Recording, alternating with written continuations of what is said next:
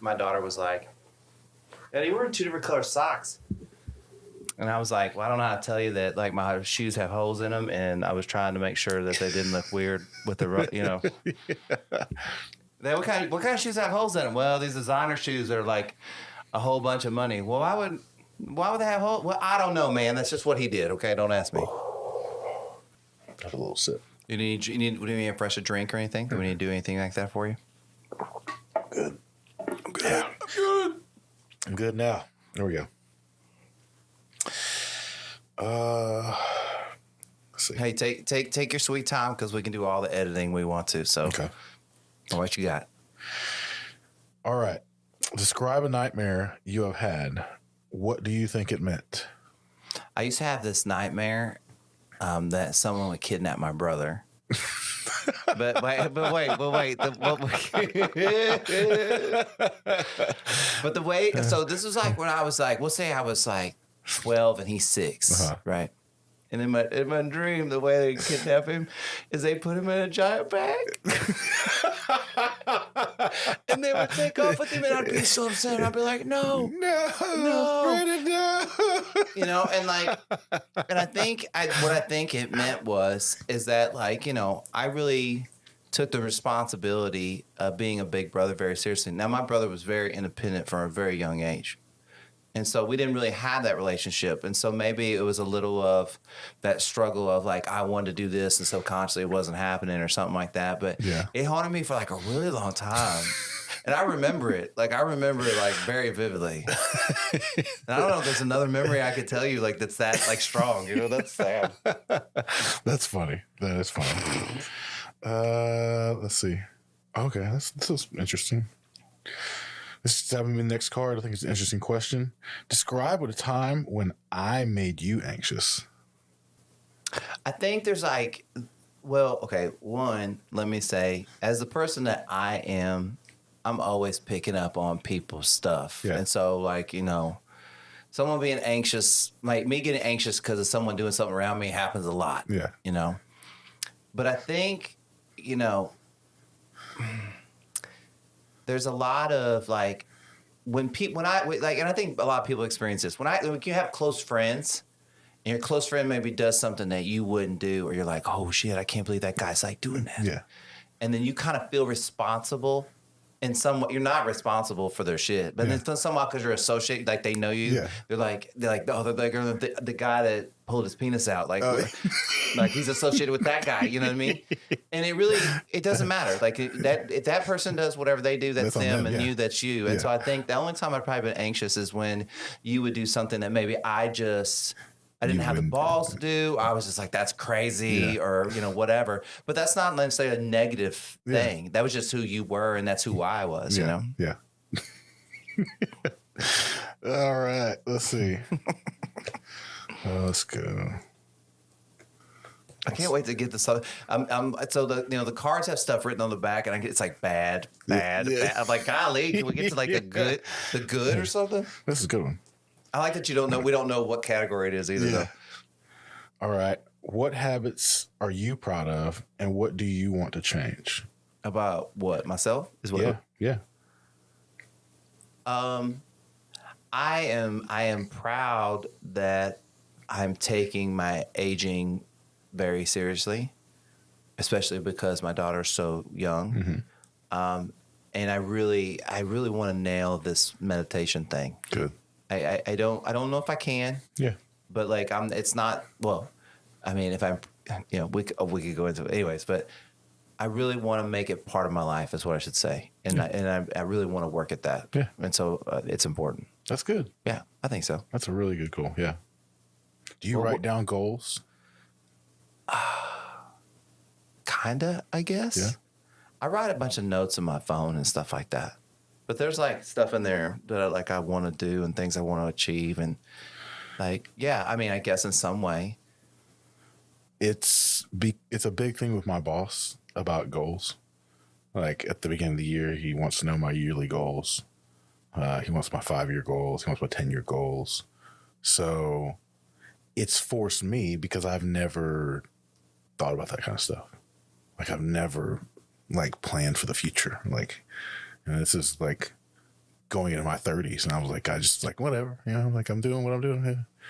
And then I start working with this guy, and he's like, so tell me your goals. I'm like, well, you know, I want to, he's like, and I gave him some goals, and they were all kind of bullshit, you know. And he was just like, he knew, and so he's like, look. You should have just said, I don't have any goals. Well, no, I mean, because like I think I've always been goal oriented, but it wasn't.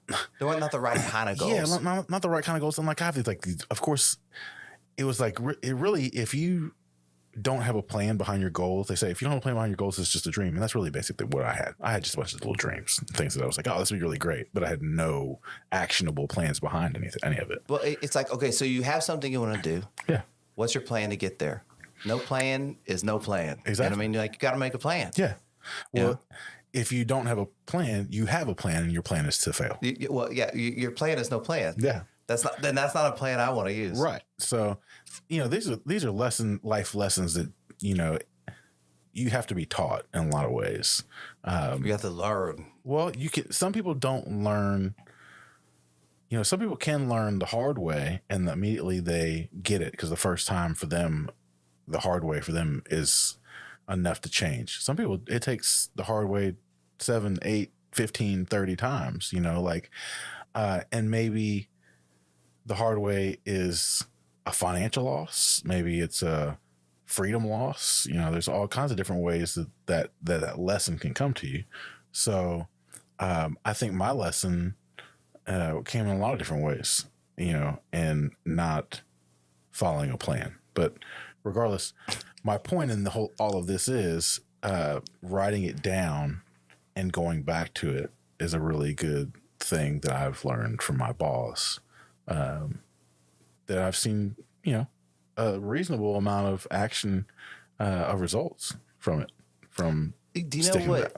You know what I've seen the most movement on is that when I put things into my calendar that I like goals, maybe long-term goals I want to accomplish that I'm working on kind of all the time, Mm-hmm. right? So like as an example, like if I want to get a certification, Yeah. like because I work for myself, I have to make time to kind of go to school, Mm-hmm. right? And like make that a priority, and that's working towards my goal of being a realtor or whatever Mm-hmm. it is, right? Mm-hmm. And so, but like that has been really powerful. I think it's the same thing that you're saying, Mm-hmm. but like, you know, going like, hey, there's somewhere I want to take this. Writing it down is really good because it reinforces your mind when you write it down. Mm-hmm. And then if you proactively go back to it and refresh yourself on a periodic basis, maybe it's every month, going back and just to see where your own progress is, it's just a reminder. And those things kick it into high gear into your mind to start to activate you, and then call it the universe or whatever. Things just start working in your favor. You know what I mean? Like it starts going, the work that you're doing starts progressing at a faster pace sometimes, or you start seeing the results come from it. I swear, it is what it is. My boss will love me saying this, you know, I'm doubting, you know, but it's just, it works, man. It's just the rules of the universe that constantly going back to it, because it's like when people say if you dwell on the negative, then you're gonna have negative things. If you're staying on track and you're staying on positive stuff, it really does snowball. You know, just like anything else, things snowball in life, and it can be a positive snowball instead of a negative snowball.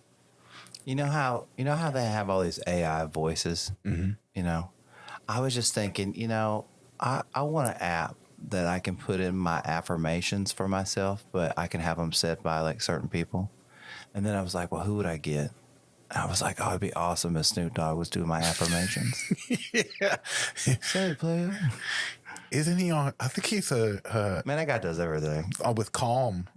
Is he? I think he's with Calm, and he might. Can you imagine Snoop Dogg doing a body scan? I think he already does affirmations. We're going to scan you head to toe. Hold on, player. We're going to... Wait a minute, nephew. We're going to start with your Chuck Taylors and go up to your ankles with your socks and your shoes. We're wearing the Dickies, they're always blue. You got the leaf on your chest. Past the knees and up to the belt. Buttoned up top, you can feel your neck. All right. Give me something else. No, All right, let's see. poor impression of Snoop Dogg Let's see. doing meditation. Oh, here's a good one. All right.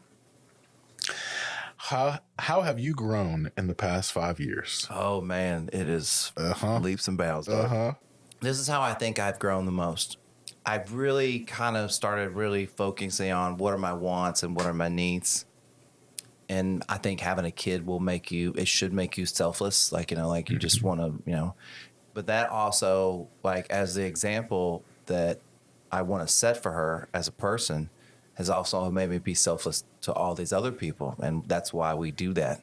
And the reflection of that is that, like, her teachers say that she's the kindest, sweetest kid. Like, she always wants to help others. She's always supportive. She's always rooting people on. I mean, what else do I need? And so I think that, whatever was going on before 5 years ago, I mean, it's roughly like 5 years, right? Whatever was going on then, and then how it manifests to now, it's just like night and day. Yeah, for sure. I mean, I can see it, obviously, and how you've changed over the past 5 years. It's massively for the benefit, for the better. But but a lot of my close friends will go like, you seem the same to me. And I think there is a level I'm the same person. There's just a lot of choices that I used to make. I just don't make those choices anymore, if that makes sense. I don't think you've been a negative person ever, but I think you're a happier person. I hear this a lot. Some people will go, I never thought you were a negative person, but you're a positive person now. So I don't know what that means. And maybe it was the way that I was delivering the message, or maybe it's the way I was carrying myself. Yeah. Maybe I was trying to be positive, but the body language I came off was like, you are not okay. Or I don't know. I don't know what it was, but people are like, they're like, there was nothing wrong before, but it's just different now. And that's all they know. Yeah. Yeah. It's true. I think that's a great compliment. Yeah. What else do I want? You're growing as a person. That's one of the best things you can do. Yeah. So yeah. Maybe I'll be cooking Martha Stewart one day. How do you express your anger? Ooh. I can't. I don't know if I told this story on the podcast before, so I'll make it real short. But I went to a lunch and acted a fool at a lunch. Like, got angry and yelled at somebody. I mean, like, and this was just like in the last year or whatever. And that's really the only time in the last, I don't know, handful of years I really like got what I call like truly angry. When I've gotten like truly like angry, now I just go straight to why are you angry? Like, just, and trying to look at every avenue and every road and go like, do you really know why you're angry? Because if you're going to go to somebody and you're going to accuse them or something, or say that, you better know that they are, just like a detective. You better know you have all the evidence and know that it is them and it's not something going on with you. Like, every time I have a bad interaction with somebody, and then that lunch was an example of that, I go like, what did I bring to the table that day? And what do they bring to the table? Right. And have to go like, well, if you're bringing stuff to the table and you're being divisive and stuff like that, you're probably going to get that back. Like, how are you approaching the situation? Mm-hmm. I don't know if that really did I answer it? No, it does. Yeah. All right, let's do. You want to do one more or two more? Let's do one more. See. All right. If we could go on a trip anywhere in the world, where would you pick? Me and you. Me. It says we, so I guess me and you. Ooh. Let's see. Where, I don't know if you've been here. You know where I'd want to go? Japan. I'm down. Would you go to Japan? I'll go to Japan, dude. For sure. I've never been to Japan. Yeah. You know Mr. Turley, our friend Mr. Jared Turley. Of course. His son Jackson went to Japan with one of his friends. 18, just went to Japan. I was like, when I was 18, there was no thought of my mind of even where Japan was. Yeah. Much less going to Japan. But I mean, how awesome is that too? My cousin went with a bunch of his friends, and I believe he went on the Mario Kart What? Like a little race. Shut up. I'm 99.9%. I've seen this picture of him and his buddies. So you get to go in the go-karts and go on the Mario Shut up. like racetrack. Oh, I've got to get Aaron her passport. And it's like in downtown Tokyo. So you have all these buildings. Oh my God. Stupid. Yeah. Yeah. Silly. I'm not so I supposed to say really want to do that. I really want to do that. Yeah, that's bucket list shit for sure. Yeah. So like, give me one more. Like, is there like? Oh, that's you're in the good. I can see the back. You're in the good. But no, it doesn't matter. Okay. But like, find a good ending one. Like a good. All right. You know, it could be tough if it has to be or whatever. But something. Oh, here we go. Okay. Okay. Well, the thing it jumped out. This is the ender for sure. What do you think happens when you die? Wow, I don't know if I've ever really like thought about it. You know, okay, I'm just making shit up. I never really thought about this, but I would guess on some level, you know, if we do have a soul, right, it somehow absorbs into the universe somehow. You know, you'd say it goes to heaven, or you could just say that it goes where all the souls go or whatever. And it just kind of makes up the feelings you have about after your parents, after they go, and just all that stuff that makes up that. Like, you know, is there like, am I going to walk up to like am I going to walk up like to a bunch of puffy clouds with like a golden gate? And there's gonna be a guy there, and he's been like, "Well, you know, let's look at your folder." You know, I don't think that necessarily that's gonna happen. Yeah. I don't think I'm gonna come back like as a cat or anything like that. You ever seen the movie Soul with Jamie Foxx, the cartoon? Oh yes. That's what I think it's gonna be like. Okay. That's Okay. Yeah. you know what I mean. They just put you on that elevator and you just like go into the sun or whatever that was. I don't know. I just think that like. How do I know I'm not living one right now? Like I could be living somebody else's life right now. How do I know? You know what I mean? Yeah. Maybe I was Carrot Top in another life, but Carrot Top exists now, so that's not possible. But you know, maybe I don't know. Who knows? Maybe like I'm not the first version of me. You know what I mean? I don't know. Yeah. I don't think there's. I think we are the only like versions of ourselves. Like there's just so many variations to each person that it's not that. Yeah, like we have so many different experiences and so many different avenues that we could go down that, and like a whole nother level of thought. Is there a different version of us living simultaneously, you know, and we're not aware of it? That's a crazy thought that's out there people talk about. What if I'm the other version though? What if the real guy is like normal and then there's like me? Oh, I mean, like what if there's a really like version that's in like horrible shape, you know, like, and like this is like they'd be praying for this life, you know, like it's crazy to think about like that thought. I mean, you ever, I know you've met somebody and you're like, oh my God, like you remind me of such and such, like your mannerisms or your eyeballs or whatever it is, stuff like that. And it happens like more than once with more than like, so like, what does that mean? Like, because like two people could look exactly alike, have nothing in common. Two people could sort of look alike, have same mannerisms, stuff like that. You put them together. And then two people will look at the same person and go, no, that doesn't look like, you know, to me. So like, it's weird it's like how we're experiencing like life thing. You know what I mean? Yeah. As far as what happens when we die, I think Keanu Reeves probably had a really good way of putting it when he was on, I think it was Colbert, and he asked him that question.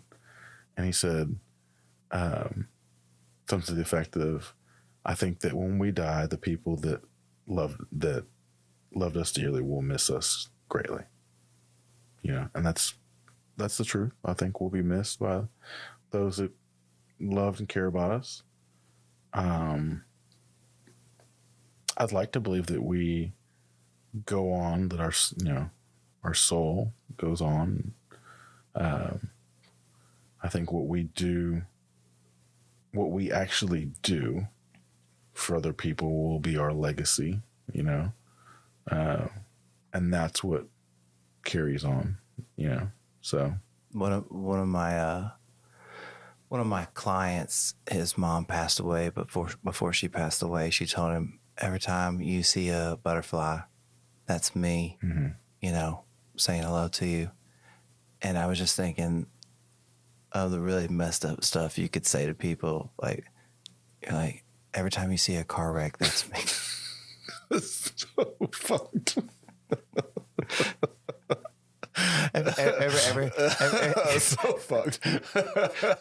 Every time you see a three-legged dog, that's me going, I love you. You mean everything. You mean everything to me. Oh, God. I mean, but just like you know, if so, like, of course, you see a lot of butterflies. That's like a good, you know, like thing or whatever. But I mean, you know, like I can only like if I was like, say, I was gonna like kill my mortal enemy, right, and right before I died, or like say my mortal enemy is killing me, I would just try to fuck him up like one last time. I go, every time you see your mother, that's me dying, like, or I don't know. He's probably not friends. He's not probably not with his mom. He's probably not friends with her. Oh, Norm, thank you so much. Of course, brother. Of course.